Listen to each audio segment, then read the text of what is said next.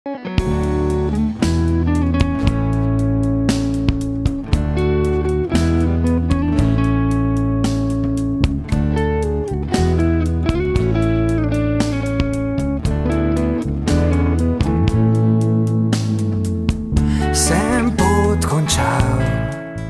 poslušalke, cenjeni poslušalci, en lep pozdrav iz Benečije.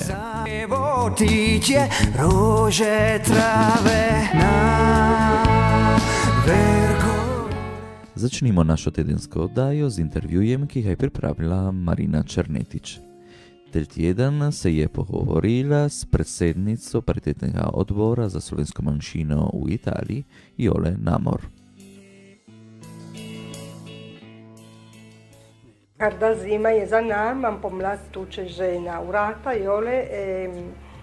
V Italiji je pokazalo, da je v tem tednu se je puno reči spremenilo na boljše, če gledamo papeža Franca ali pa naj gledamo na predsednika poslanske zbornice ali pa senata, nekaj se je spremenilo, recimo. Ali tela pomlad potuče tudi za slovenske ustanove in društvo ali pa za dvojezično šolo. Včeraj vem, da si imela sestanek paritetnega odbora. Kaj je prišlo od? Tudi sama bi rada bila tako optimistična, kot si ti. Mislim, da nekaj pozitivnih signalov je prišlo na dan. Prvi je to, kar je potrdil odbornik za kulturo, da bodo slovenske organizacije dobile prispevke za letošnje leto v prvem šestmesečju, kar pomeni relativno v kratkem času in vsekakor prej kot ponavadi.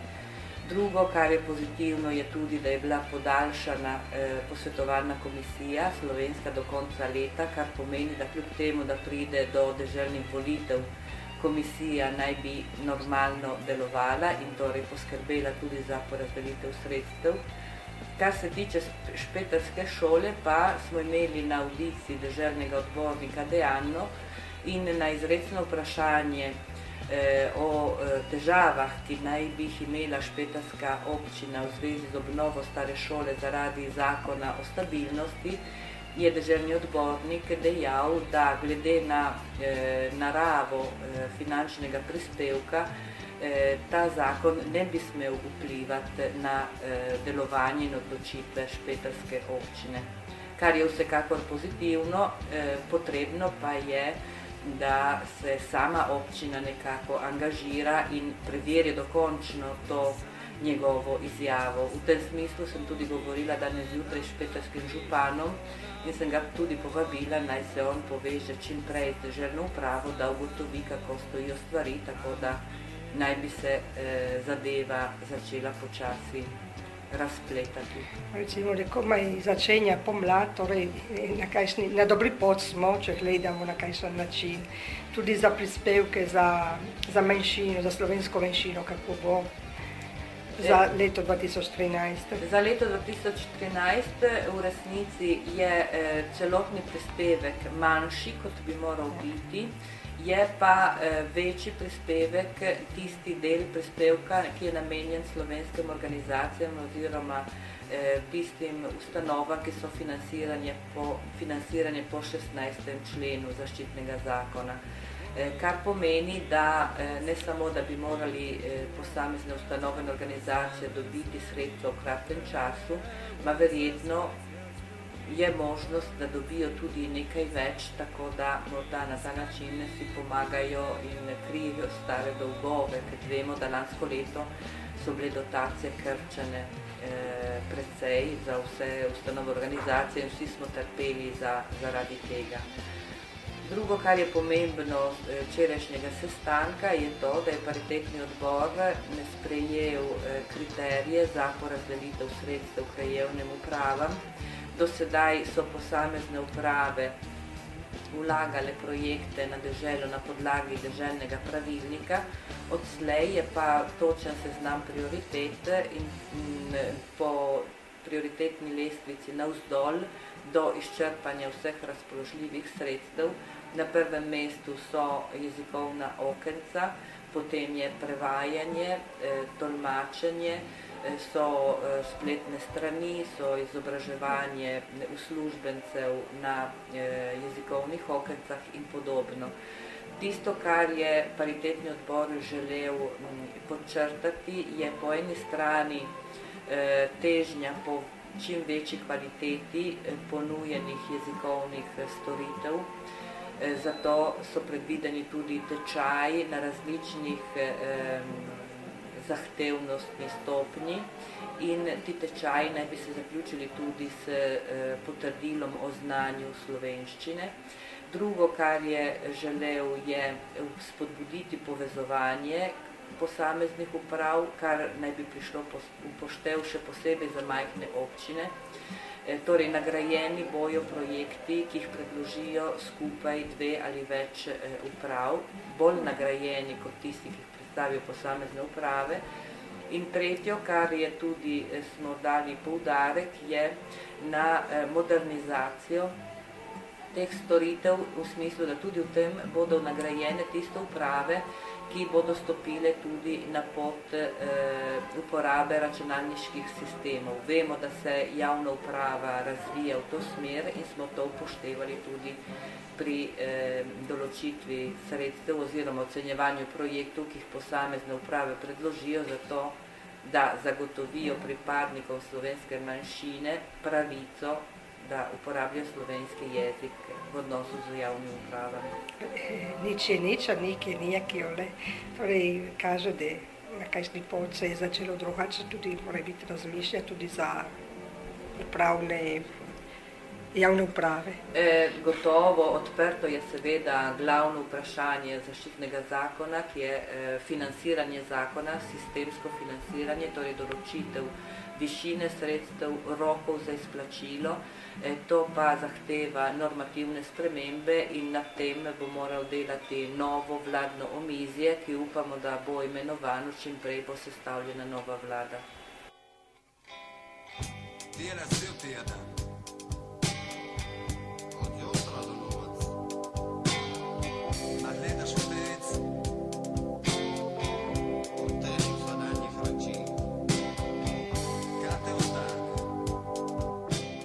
Iz Nediških dolin. Planinska družina Benečije vas vabi 1. aprila, velikonočni ponedeljek, na sprehod na Malo goro. Odhod iz Špeta ob 7. Savodnja. V petek 22. marca ob 8. zvečer v Večnamelski dvorani bo literarni večer Le diverse parole della pace, ki ga organizajo Savonski Kamun, kulturno društvo Povere in budistični center v Polavi. Treka. Društvo Kobilja glava vabe v nedeljo 24. marca ob 11:30 na Kamuni odprejo razstavo velikonočnih pier. Ogledali si boste jajca okrašena z blič softehnik. In ob 3 popoldan le na Dreških Kamune bo navadna delavnica, kjer boste pirke runali. Kravar. V petek 29. ob 6. zvečer na Veliki petek bo pobožna uprizoritev Križove poti. Pjev bo domači zbor Tri doline, Tre valli, ki je tudi pripravil inicijativo. In do 29. aprila je odprto vpisovanje na mednarodni konkurs poezije Kao v poeziji. Poezije si jih mora pisati v italijanskem, slovenskem, knjižnem jeziku ali v narečju ali pa v angleškem jeziku. Letošnja tema je Voci nel vento, glasovi v zraku. Pravila na konkurs so na situ Podbolniškega Kamuna. In še Bredin. V nedeljo 24. marca ob 5. popoldan v prostorih osnovne šole bo prireditev skupni slovenskih prostor. Predstavili bodo Trinkov koledar. Anše iz Nediških dolin. V petek 5. aprila ob 6. zvečer bo v Slovenskem kulturnem centru v Špetru pobuda Pravce zate male, a zate velike, kjer bodo zgodbe pripovedovali Ada Tomazetič, Renzo Harjuk, Norina Skrinjalo in Anja Štefan.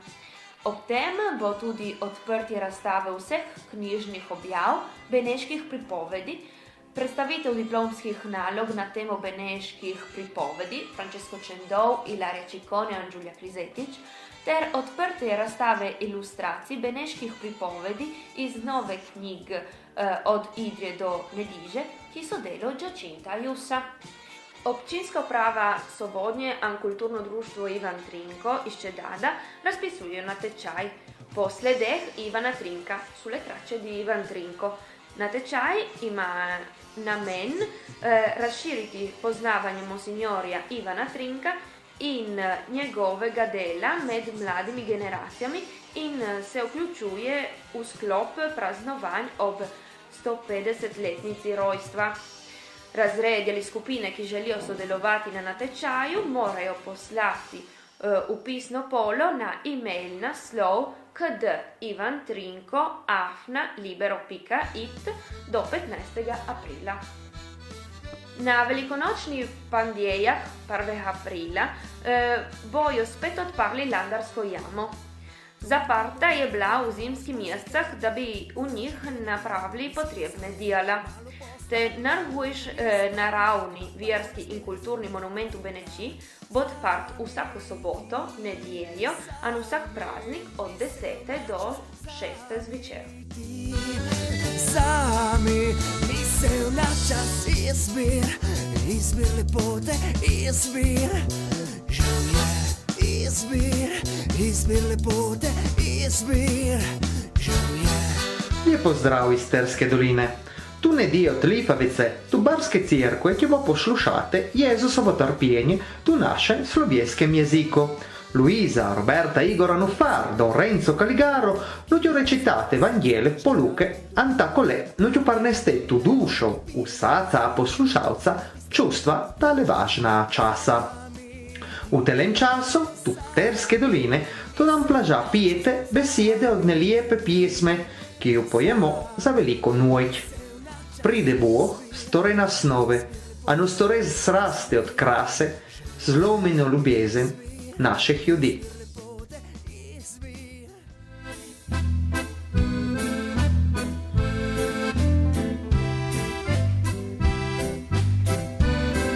Iz 30. sejma beneške pjesmi.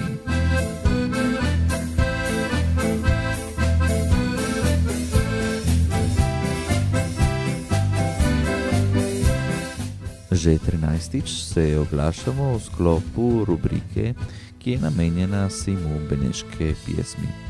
Do nas vam predstavljamo pjesem Kolobar, ki jo je napisal Andreja Tružnjak. Za glasbo pa je poskrbela skupina Shape, ki jo tudi pjeje Ahode. Kolobar.